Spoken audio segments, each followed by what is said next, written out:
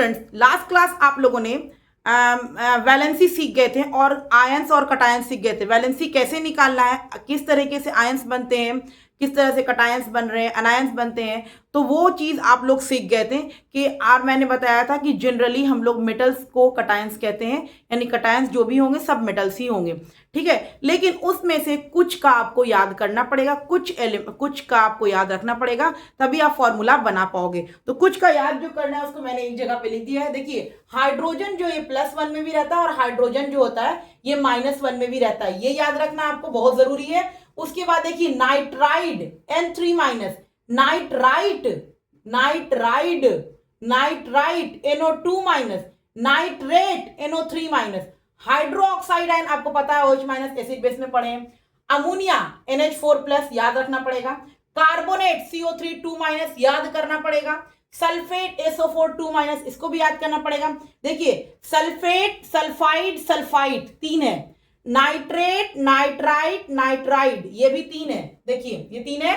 और sulphate, sulphide और sulphide ये 3 है। अगर सल्फेट है तो SO4 2-, सल्फाइड है S2-, सल्फाइट है SO3 2-।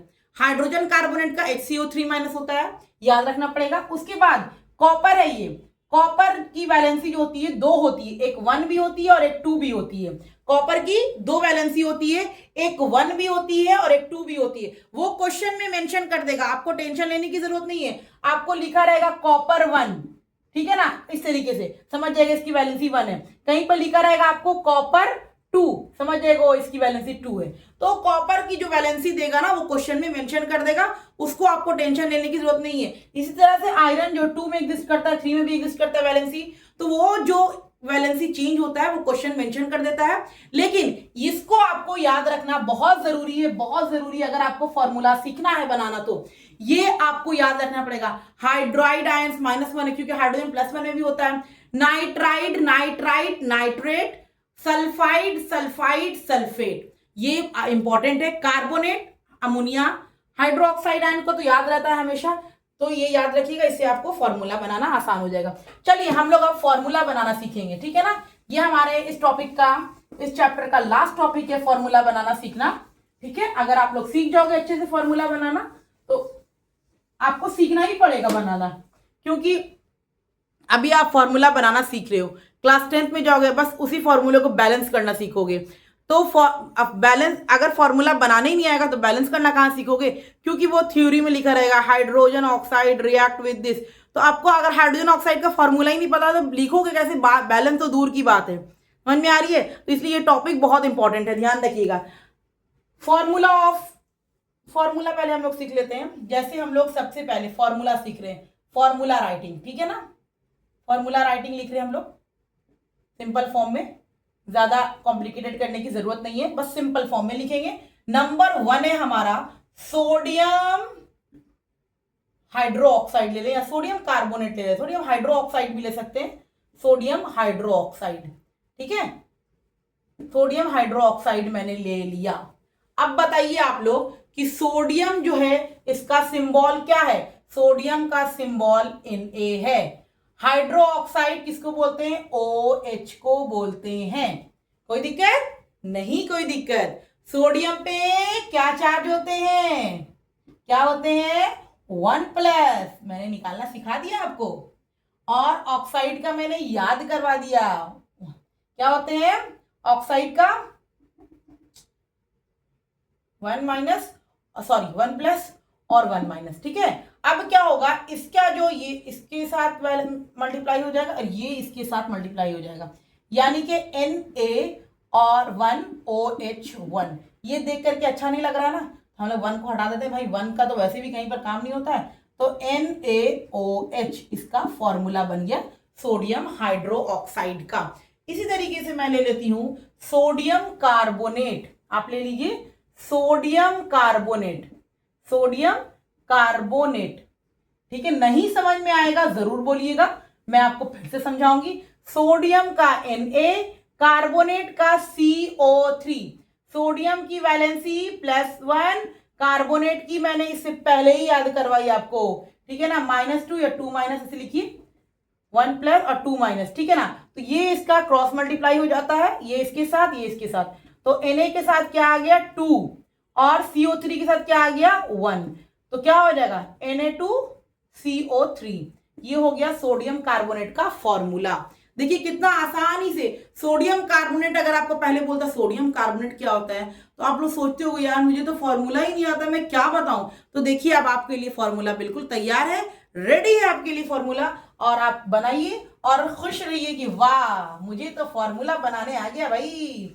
अब आपसे कोई बोलेगा क्या आपको फॉर्मूला आता है, बोले यस मुझे आता है, मैंने सब सीख लिया है, समझ में आ रहा है।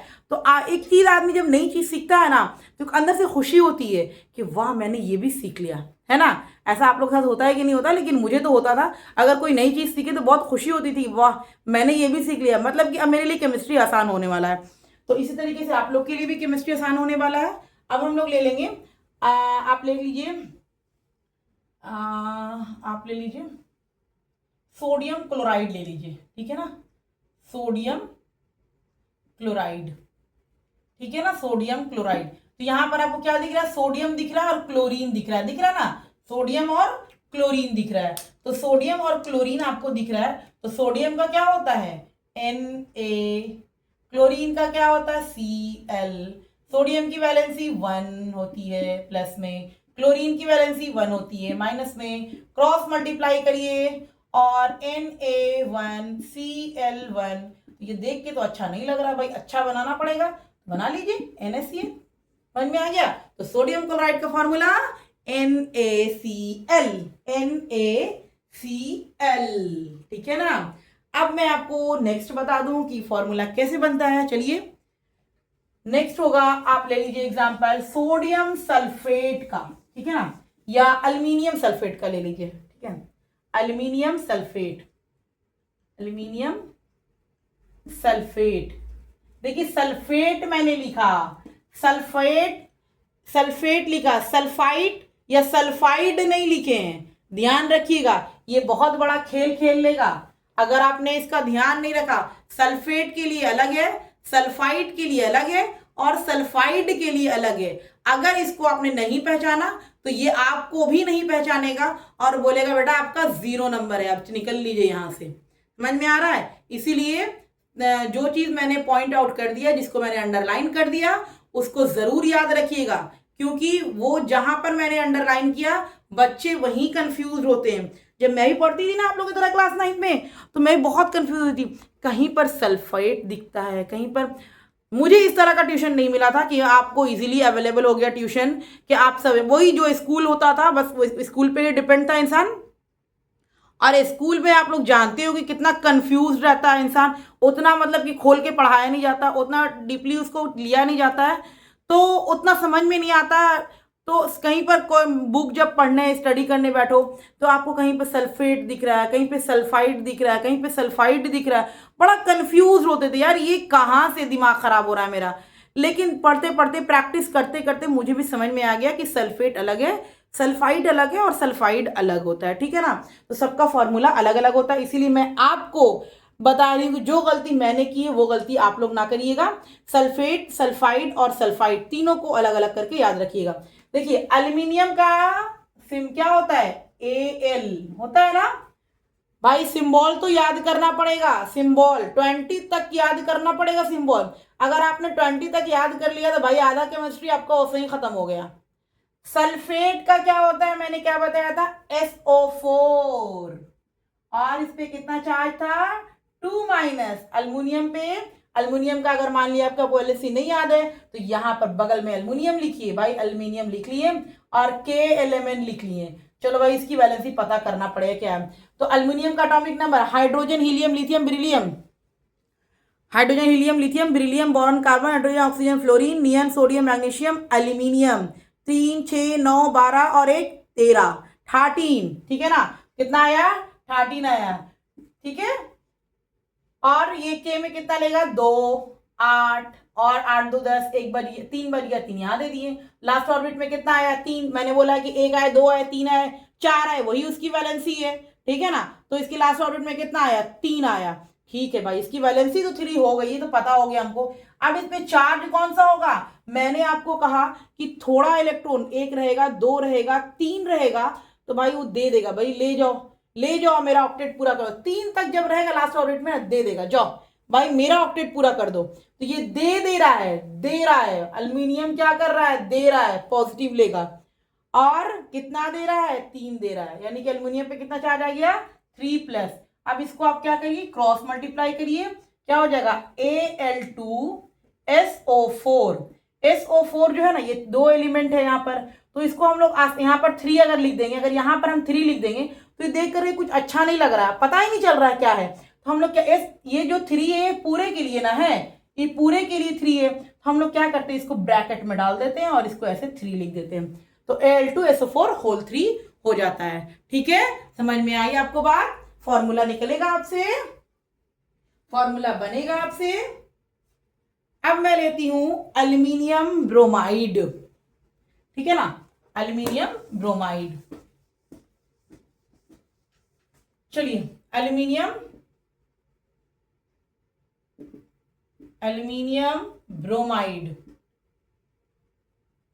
ठीक है। देखिए यहां पर ब्रोमीन है और एल्यूमिनियम है, एल्यूमिनियम का 1, ठीक है ना, और ब्रोमीन का Br होता है।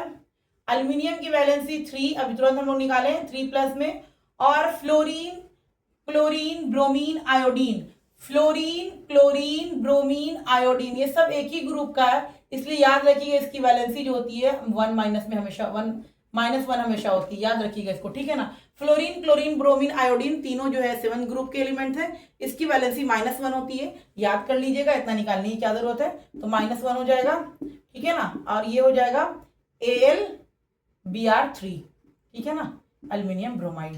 तो इस तरीके से आप सारे, कुछ भी आपको दिया रहेगा तो आप बोलोगे भाई मुझे तो वैलेंसी निकालना आता है, मैं इजीली निकाल लूंगी। ओके, ठीक है। अब तो आपका ये टॉपिक एंड होता है, हम लोग नेक्स्ट क्लास से मिलेंगे कुछ क्वेश्चंस के साथ और नए टॉपिक के साथ, नए चैप्टर के साथ। ओके, मिलते हैं नेक्स्ट क्लास में।